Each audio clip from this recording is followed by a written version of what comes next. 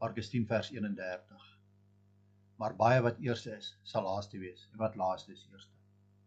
Hierdie diepsinnige stelling van Jesus beklemtoon die omkering van wêreldse verwagtinge in God se koninkryk.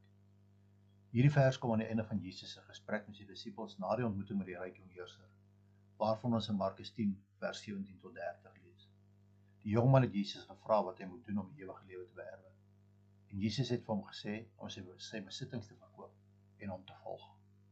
Die man het egter bedroef weggestap, omdat hy groot rykdom gehad het en nie bereid was om daarvan afstand te doen. Jesus het te verduidelik hoe moeilik dit vir die rykes is om in die koninkryk van God binne te gaan. Iets wat die disippels verbaas het, want ons moet onthou dat rykdom in hulle kultuur dikwels gesien is as 'n teken van God se seën.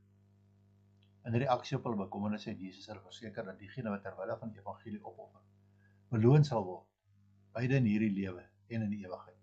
Dit aldus Markus 10 vers 29 tot 30.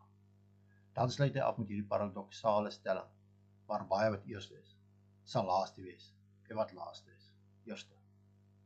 Maar wat is die dieper betekenis van Markus 10 vers 31? Kom ons kyk na 4 punte. Punt nommer 1.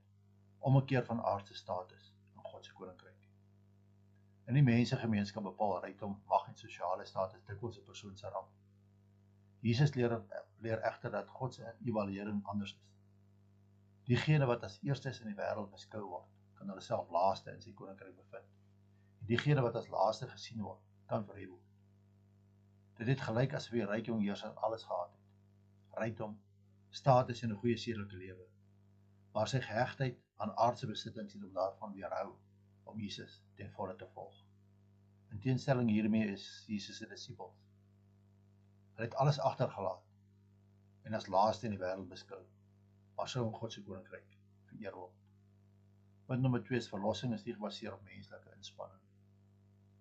Die ryk jong heerser het op sy eie geregtigheid en prestasies staat gemaak, maar dit was nie genoeg nie. Jesus se stelling daag menslike trots en selfstandigheid uit. Toegang tot God se koninkryk is nie gebaseer op rykdom, mag of goeie werke nie, maar op geloof en afhanklikheid van Christus. Punt nommer 3 is 'n oproep tot nederigheid en diensbaarheid. Jesus het gereeld geleer dat grootheid in God se koninkryk deur nederigheid en diensbaarheid kom. Ons lees hieroor in Markus 10 vers 43 tot 45. Diegene wat daarna streef om in die wêreld eerste te wees, deur krag, erkenning of selfverheerliking te soek, sal verneder word, terwyl diegene wat nederig dien, deur God verhef sal word. Punt nommer 4 is aanmoediging vir die gelowiges. Hierdie vers stel diegene gerus wat ly, gemarginaliseer word of as onbeduidend beskou word. In God se koninkryk maak getrouheid, nederigheid en gehoorsaamheid meer saak as wêreldse sukses. Jesus herinner sy disippels en ons daarin dat God verby aardse ranglyste sien en diegene beloon wat hom vertrou en hom getrou volg. Hoe pas ons hierdie teks in die 21ste eeu toe? Punt nommer 1. Prioritiseer God se koninkryk bo aardse sukses. Ons samelewing meet sukses dikwels aan rykdom, mag of status. Maar Jesus herinner ons daaraan dat hierdie dinge nie ware grootheid in God se oë bepaal. Punt nommer 2, lewe met nederigheid en vertroue in God. In plaas daarvan persoonlike vooruitgang te soek, moet ons daarop fokus om ander te dien en op God se plan te vertrou. Punt nommer 3, word bemoedig as jy laaste in hierdie lewe voel. As jy oor die hoof gesien voel, nie waardeer word nie of benadeel word, onthou dat God jou getrouheid sien en jou op sy tyd sal beloon. Ek wil met hierdie finale gedagte laat. Markus 10 vers 31 is 'n kragtige herinnering dat God se waardes anders is as die wêreldse.